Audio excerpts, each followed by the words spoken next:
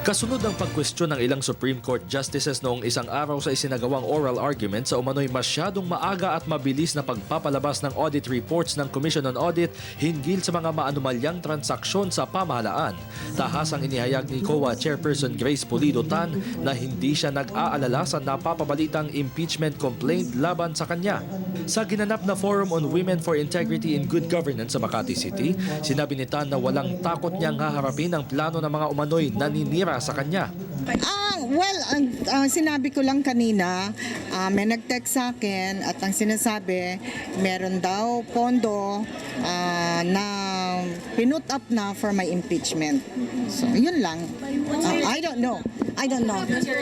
Sa akin, so what's new? Diba?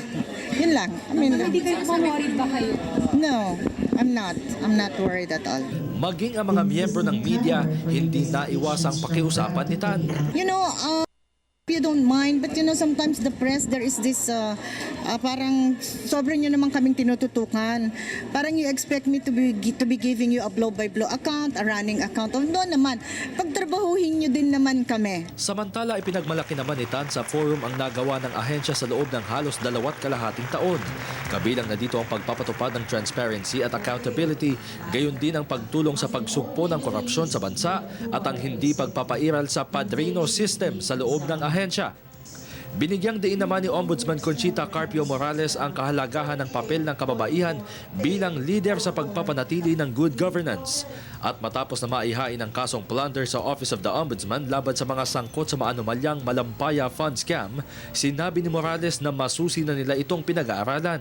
Well, we are looking at all documents and our field investigators are out in the entire country documenting facts that are necessary to resolve whether we're going to file a case or not. Of course, we will conduct a preliminary investigation. Tiniyak naman ni Morales ang ani ay mabilis nilang pagpoproseso sa nakahaing kaso tapos ang isasagawang review at preliminary investigation.